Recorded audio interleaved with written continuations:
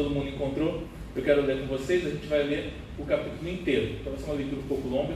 Vamos ler os 21 versículos de Jó, capítulo 7. Ok? Vamos ler. Não é pesado o labor dos homens na terra?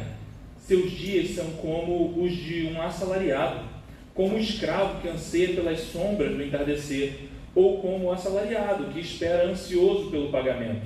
Assim me deram meses de ilusão e noites de desgraça me foram destinadas. Quando me deito, fico pensando, quanto vai demorar para eu me levantar? A noite se arrasta e eu fico me virando na cama até o amanhecer. Meu corpo está coberto de vermes, cascas de feridas, minha pele está rachada e vertendo pus. Meus dias correm mais depressa que a lançadeira do tecelão e chegam ao fim sem nenhuma esperança. Lembra-te, ó Deus, de que a minha vida não passa de um sopro. Meus olhos jamais tornarão a ver a felicidade. Os que agora me veem nunca mais me verão. Puseste o teu olhar em mim e já não existo. Assim como a nuvem esvai-se e desaparece, assim quem desce à sepultura não volta.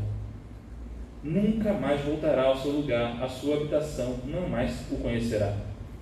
Por isso, não me calo, na aflição do meu espírito me desabafarei. Na amargura da minha alma farei as minhas queixas.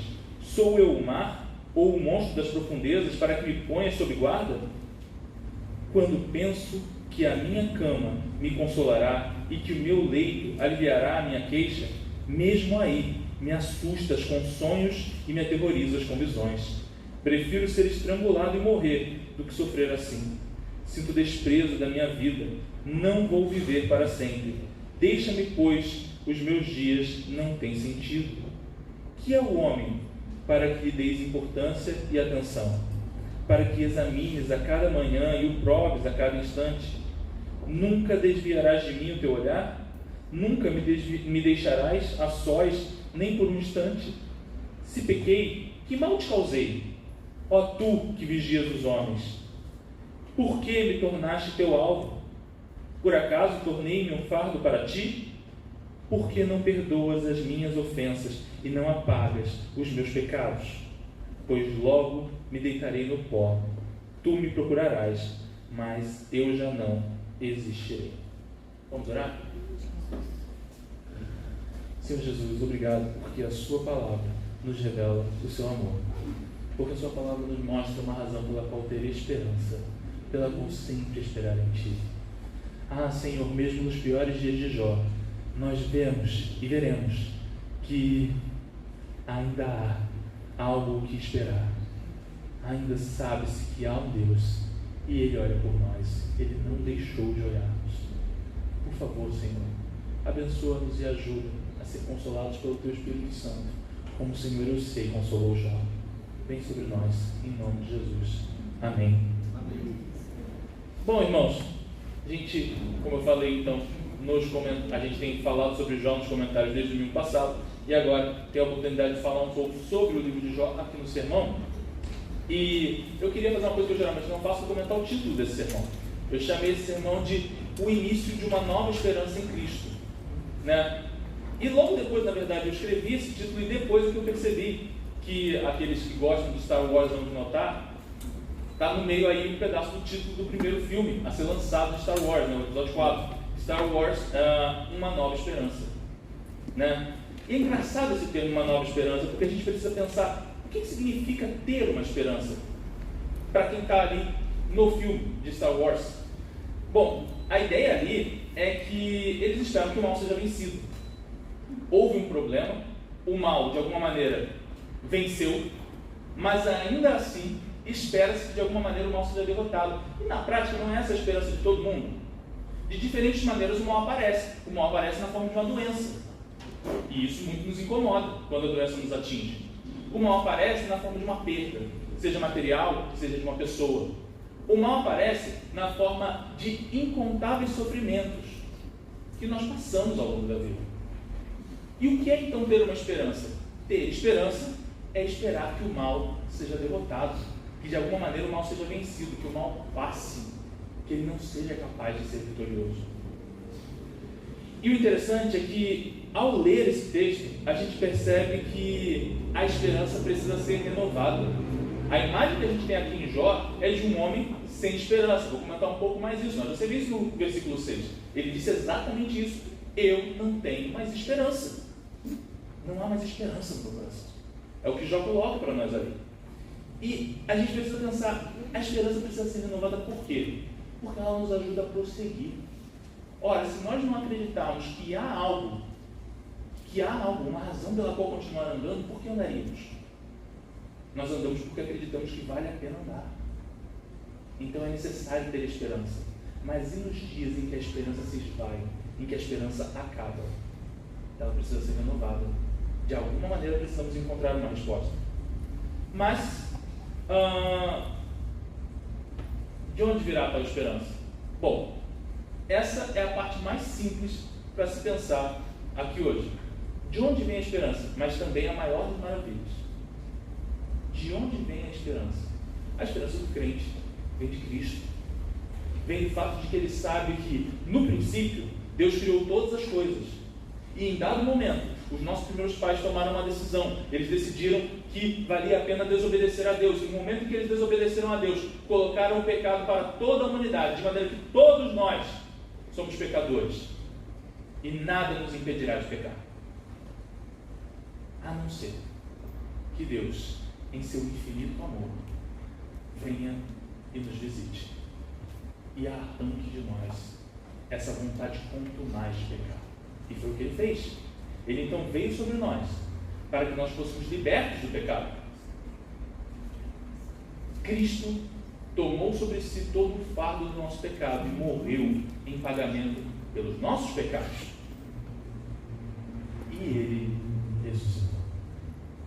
E essa é a maior de todas essas verdades, porque uma vez sabendo que ele tomou sobre si todo o fardo, também sabemos que ele venceu a morte, para que todos aqueles que nele estão vençam a morte com ele e saiam vitoriosos dessa batalha, não por nós mesmos, porque não poderíamos vencê-la, mas porque ele venceu. Mas eu sei que você já ouviu essa história inúmeras vezes. Por que eu estou lembrando ela? Porque ela é a fonte de esperança dos crentes. É saber que Cristo ressuscitou.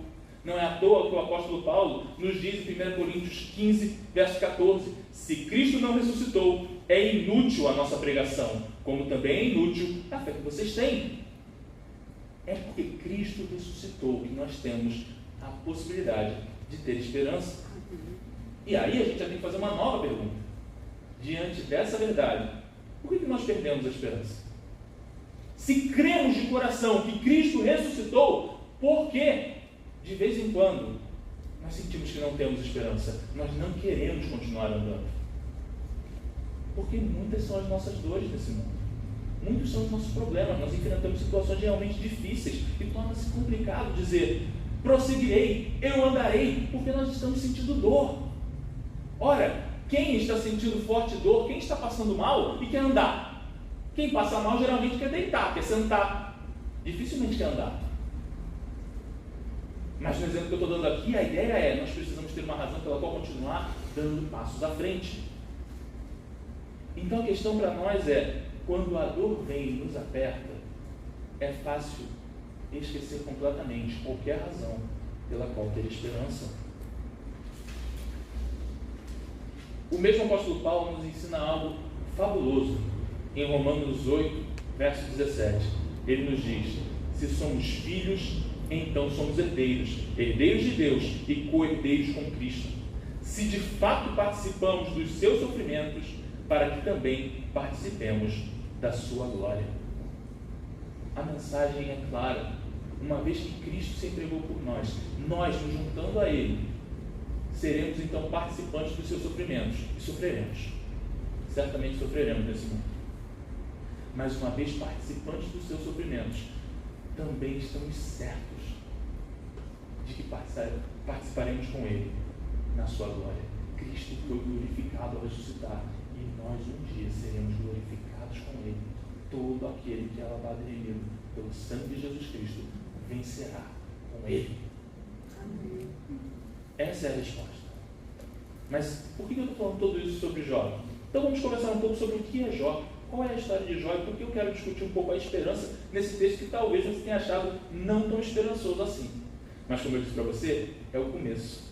É aquela leve esperança muito fraca que começa a aparecer para que os crentes possam prosseguir, porque é certo que o Espírito consola.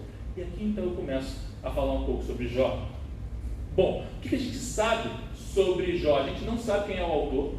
Alguns sugerem Moisés, mas isso é apenas especulação, a gente não sabe quem escreveu Jó. Mas a gente tem algumas conjecturas também ainda sobre a época que ele viveu, possivelmente ele viveu na época de Abraão. Tudo isso é daquilo que a gente não sabe realmente, a gente só imagina. Então vamos para o livro em si. O livro de Jó, ele é um livro que é considerado um livro de sabedoria, ou seja, ele está apresentando uma literatura que está tentando ajudar o seu leitor a se tornar mais sábio, a entender melhor alguma questão. Geralmente a gente associa ele com o problema do sofrimento, ou seja, como os seres humanos lidam com o sofrer. Jó está nos ensinando um pouco sobre isso. Então, eu quero tentar falar com você um pouco sobre o que aconteceu até o capítulo 7, para a gente entender por quê. Eu acredito que no capítulo 7 a gente começa a ver uma renovação da esperança de Jó. No capítulo 1 de Jó, nós somos apresentados a Jó. Jó é um homem rico.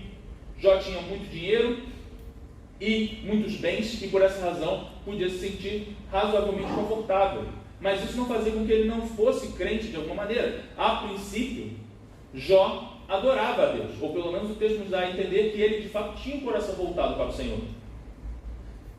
Ele adorava o Senhor e inclusive pedia perdão, e aqui é algo que a gente sempre discute sobre o livro. Ele pedia perdão não só pelos próprios pecados, mas ele sacrificava inclusive pedindo perdão pelos pecados dos filhos que eles pudessem ter cometido. Enquanto é apresentado esse homem aparentemente muito bom, nós somos levados depois para uma imagem do conselho divino. E lá, diante de Deus, diante dos seus anjos, surge Satanás. E Satanás, diante de Deus, se apresenta e Deus comenta sobre o seu servo Jó. E quando ele comenta sobre o seu servo Jó, Satanás diz: mas é fácil, né? É claro que ele te segue, você dá tudo para ele. Se você o maltratasse, ele não seria fiel a você. Ele te abandonaria. E então Deus diz: pois bem, Satanás, vá até lá e faça de Jó aquilo que você quiser, exceto tocar-lhe. Você pode fazer qualquer coisa com tudo que ele tem, só não pode tocá-lo. E Satanás, de fato, destrói a vida de Jó. Imagine aquele dia que você vem, todos os problemas vêm de uma vez só vez em cima de você.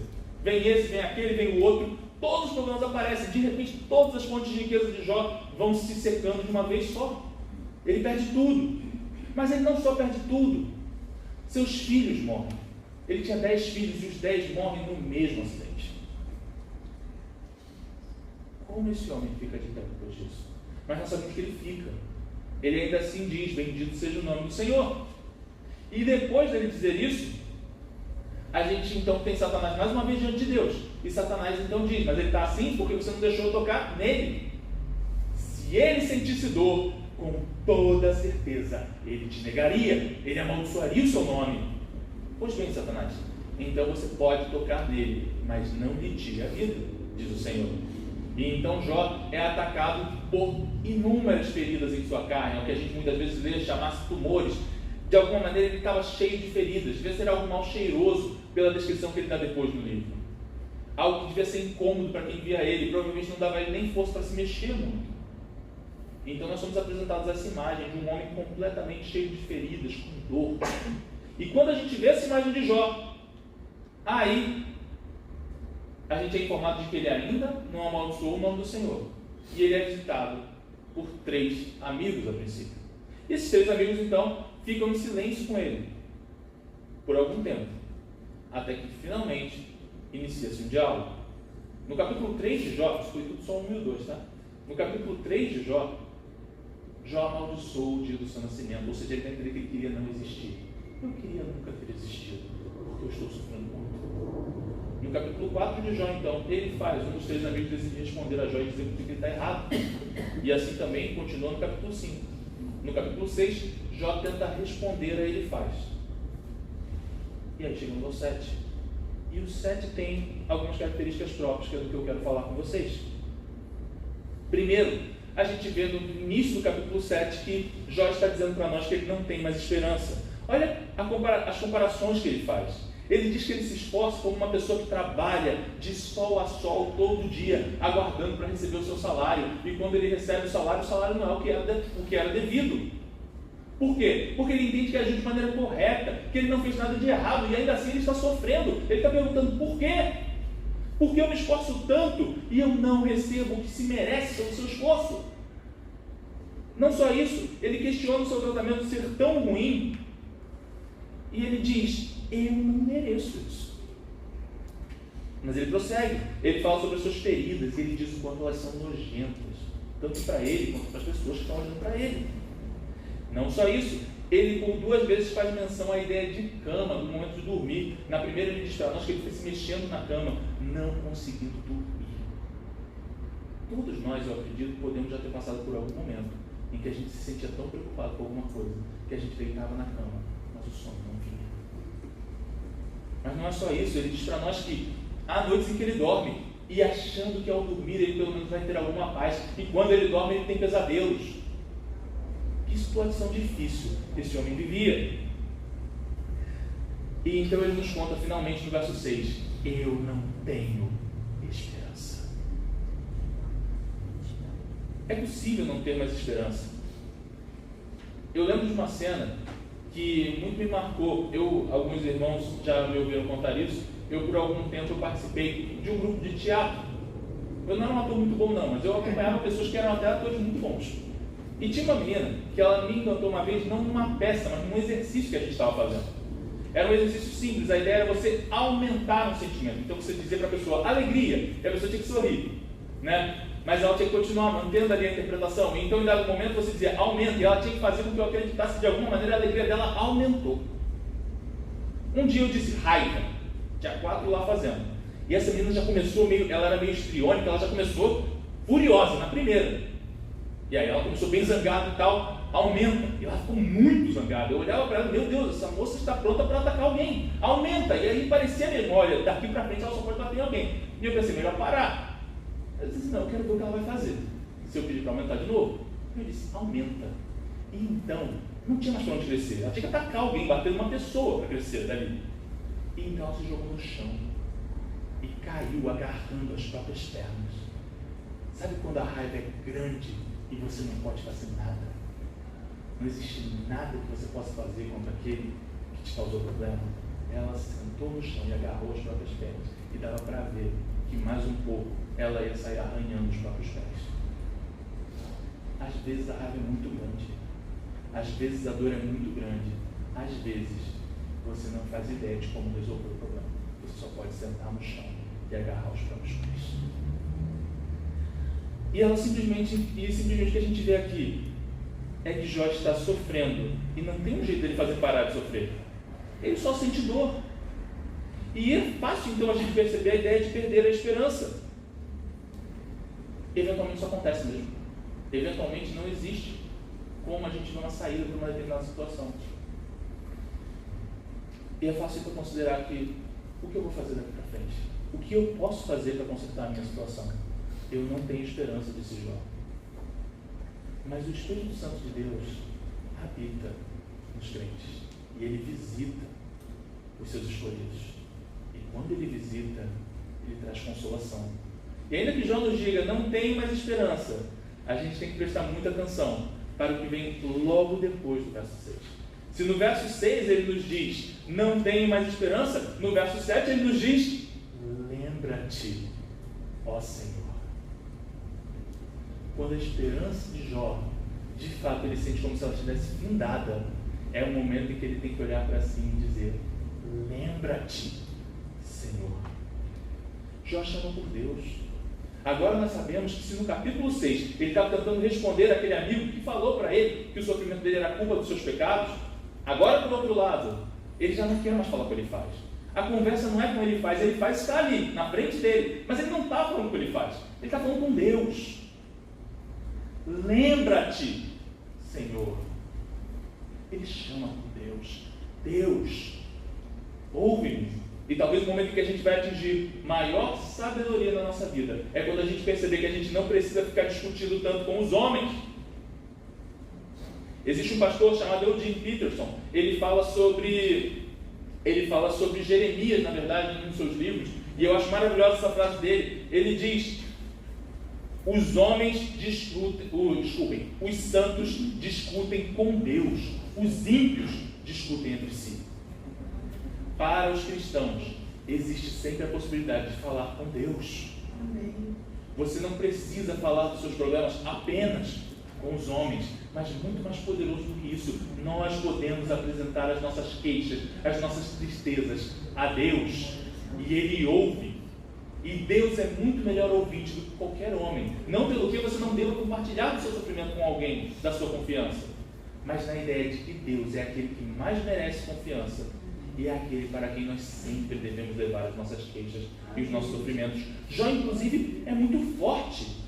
Em algumas traduções não se usa vigia dos homens, mas talvez seja mais forte esse termo. Ele diz espreitador dos homens, como se ele estivesse dizendo que Deus fica olhando, esperando para ver a pessoa errar. E quantos de nós não temos essa imagem de Deus? Achando que Deus simplesmente nos olha, esperando, vai, erra para eu poder te castigar. Quantos de nós não pensamos em Deus assim? Estava eu a conversar com um irmão, essa semana, e eu estava falando sobre como é engraçada a maneira como as pessoas veem Deus Pai. Nós geralmente pensamos em Deus Pai dessa maneira, como um pai que pune, como um pai que maltrata, como um pai que ao menor erro vai vir e vai dar algumas palmadas no seu filho. Mas como diz a bênção apostólica sobre Deus Pai? Que a graça do Senhor Jesus Cristo e o amor de Deus, o nosso Pai. Deus Pai nos oferece amor. Por isso está escrito também em João 3,16, Deus amou o mundo. Deus Pai nos ama. E nós ainda assim olhamos para Ele como o Pai que pune tão somente e não percebemos que antes de tudo Ele é aquele que nos ama. Deus Pai ama as suas criaturas e ama profundamente aqueles que, através do Filho, Ele também fez filhos. Deus Pai ama. E quando a gente percebe que Deus Pai nos ama, então a gente vai perceber que nós sempre podemos chamar por Deus nos dias difíceis. E podemos ser verdadeiros com Ele. Assim como Jó, eu não aconselho você a proferir xingamentos a Deus. Mas assim como Jó, nós podemos ser sinceros. Nós podemos dizer o que se passa no nosso coração. Quantas vezes a gente não perde tempo tentando dizer palavras bonitas numa oração? E a grande verdade é que o que nós precisávamos dizer é a verdade. É o que se passa em nossos corações. Tem um pregador chamado John Bunyan, autor de alguns livros famosos, e ele dizia, na oração é melhor um coração sem palavras do que palavras sem um coração. O nosso coração precisa se derramar diante de Deus. Se nós sofremos, então nós devemos nos colocar de joelhos e mais uma vez dizer, lembra-te. Sabe por quê? Porque Deus se lembra. Deus não esquece de nada, Ele não é como eu e você, que podemos esquecer de uma propaganda sensacional que mostrava a imagem de um homem que dizia, olha, nós somos capazes de coisas incríveis, como produzir isso aqui. Aí mostrava um celular que o cara estava mexendo, e logo depois ele colocava o próprio café em cima do teto do carro. Ele então saía com o carro e esquecia o café ali em cima. E quão fácil é a gente fazer isso? Nós somos criaturas fascinantes, a gente pode criar coisas sensacionais, e ao mesmo tempo nós somos capazes de esquecer as coisas mais banais. Nós esquecemos, mas Deus não esquece. Então a mensagem aqui para nós é que quando Jó diz lembra-te, na realidade, essa fala é muito mais para o seu próprio coração. Nós precisamos lembrar de dizer lembra-te, para que nós não esqueçamos que Deus se lembra. Chame Deus a lembrar de você, porque Ele não esquece, é você que esqueceu que Ele se lembra de você. Nós precisamos dizer lembra-te, Senhor, não esqueça de mim. Se nós dissermos isso, então vamos entender o início de uma nova esperança em Jó. Porque Jó começou a ter esperança. Jó está começando a voltar a ter alguma esperança. Se antes ele nos disse, amaldiçoando seu dia natalício, agora ele começou a ter esperança. Você mais uma vez pode me perguntar, mas como assim tem esperança? Eu li com você esse texto, ele está reclamando. E está reclamando muito, ele está sofrendo muito. Eu disse que é o começo da esperança. Por que o começo da esperança? Porque Jó está reclamando, mas ele está reclamando com Deus, ele está falando com Deus. E é exatamente aí que a esperança começa. É quando nós chamarmos por Deus. quando nós nos queixarmos a Deus e falarmos com Ele. No fim, Jó vai descobrir que estava errado em quase tudo que ele propunha. Mas que poderoso é descobrir que está errado com um Deus amoroso que vem falar com você. Jó então se apresenta diante de Deus. E agora eu quero falar um pouco sobre esse fio muito fino de esperança que Jó nos mostra. Ora, talvez você lembre, no início do texto Jó nos contou que ele estava sem esperança. E talvez isso nos surpreenda, porque afinal, como a gente pode falar sobre ter esperança? E eu concordo, a situação de Jó está muito ruim. A imagem que ele nos deu do seu sofrimento nos 6 primeiros versos é horrível. E ainda assim ele está confuso por causa da cegueira do sofrimento. Mas quando ele está reclamando, ele mostra para nós que ele ainda está tão confuso a ponto de ele poder dizer: ora, Senhor, eu queria morrer. E ao mesmo tempo que ele nos diz que queria morrer, ele diz: mas também é tão difícil, os dias dos homens são tão curtos. Mas por que o dia é curto? Se você quer morrer, o dia não é curto. Por quê? Porque ele não sabe mais. Ele está confuso com as coisas que ele está enfrentando. Mas ainda assim, ele está descobrindo uma coisa valiosíssima em meio a toda a sua confusão. Porque ele se compara com um monstro marinho. O termo aqui para esse monstro era um nome de uma criatura mitológica que eles conheciam, um ser chamado Yan, cuja mitologia dizia que Deus teria prendido ele no fundo do mar. Então a ideia é que ele era tão grande, tão assustador, que se ele pudesse vir à superfície, ele iria matar tudo que ele encontrasse. Então ele tinha que ser preso, bem nas profundezas. E o legal é que Jó está dizendo para nós assim: e aí Deus está me tratando como se eu fosse essa criatura, como se eu precisasse ser punido e maltratado, como se eu fosse esse ser maligno. Mas o que eu sou? Eu sou um sopro, eu não sou nada. Por que eu tenho que ser tão maltratado assim? Por que eu tenho que sofrer tanto? Eu não sou um monstro marinho enorme que vai destruir a terra. Lembra quando a gente lê lá em Gênesis 3 e descobre que é por causa do nosso pecado que a terra se tornou maldita? Não é um monstro marinho a causa dos problemas do mundo. Você quer descobrir qual é o problema do mundo? Começa olhando para o espelho.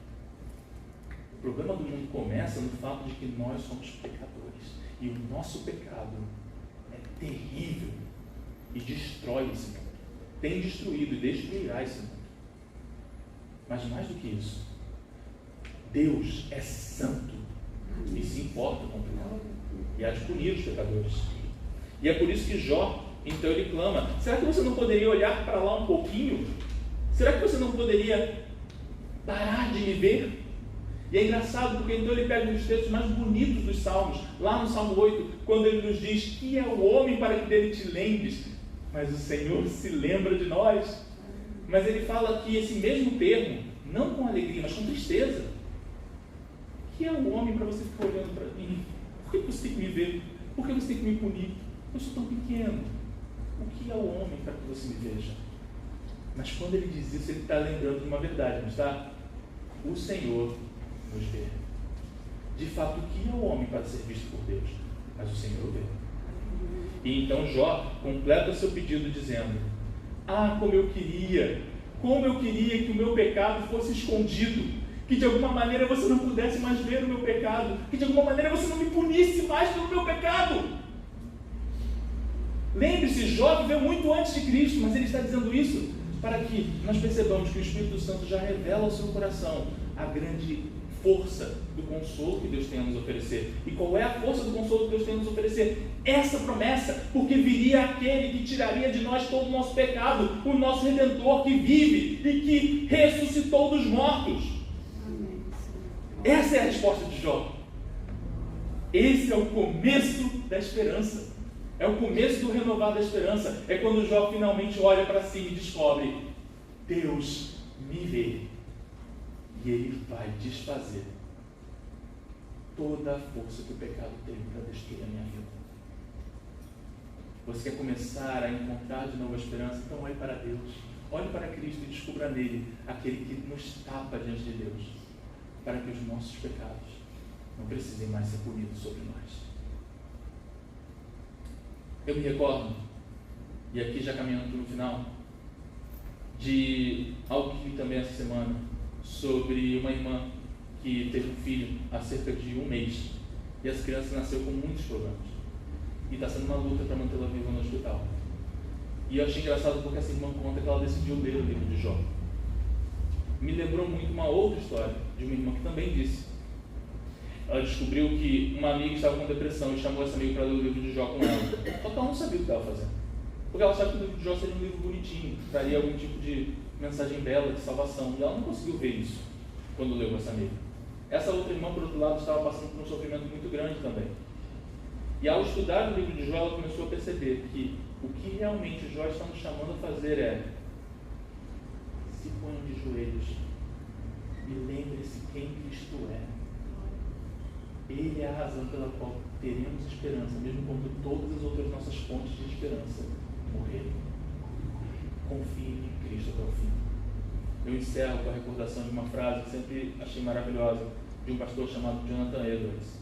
Quando ele estava morrendo, ele começa a falar sobre sua esposa, de como a ama, fala para seus filhos, apresenta uma bênção para cada um, e ele encerra, quando ele já está quase morrendo, ele começa a olhar. Sabe quando a pessoa já está olhando, você sabe que ela não está mais olhando para a gente, ela está olhando já para a eternidade, ela está morrendo. E ele disse: Jesus de Nazaré, meu amigo, onde estás? Então ele parou de falar, e todos à sua volta ficaram tristes, pensando: que coisa terrível. No seu último momento, ele vai encontrar Jesus. Passou-se ali alguns minutos e um homem acordou. Aparentemente ele já tinha morrido, mas ele acordou e disse: confiem em Deus e não terão nada a temer. Então ele morreu. Ele descobriu que quando nós confiamos em Cristo e temos esperança nele, até nos momentos em que a gente sente que não está vendo, lembre-se que ele se lembra e você vai encontrá-lo. E vai encontrá-lo em glória, porque aqueles que sofrem com ele serão glorificados com ele. Vamos orar. Senhor Jesus, obrigado. Obrigado porque tu és a resposta. Tu és a resposta do Jó. E quando sofremos e quando então não encontramos nenhuma razão pela qual ter esperança, é porque paramos de perceber que ainda há uma. E há certamente a única esperança que não nos pode ser tirada. Porque Cristo não será arrancado dos céus. Eles podem nos tirar tudo o que temos, seja em vidas, seja em riquezas, seja em tudo aquilo que nós valorizamos, seja a nós mesmos na nossa carne, mas não nos será tirado Cristo. Porque aquele que se deu por nós pagou alto preço, não perderá os seus. Ah, Senhor, nos faz lembrar que o Senhor sempre se lembra, para que nós possamos de fato nos sentir gratos de Ti e ter esperança no Senhor, mesmo quando nós olharmos e estivermos assustados. Faz-nos encontrar-te, Senhor. Quando nós olharmos já para a eternidade e dissermos: Jesus de Nazaré, meu amigo, onde estás? Faz-nos te vermos, Senhor, para que possamos seguir pelo rio da morte com a convicção de que a esperança de Cristo nos faz viver e nos fará viver eternamente. Vem sobre nós, Senhor, em nome de Jesus. Amém.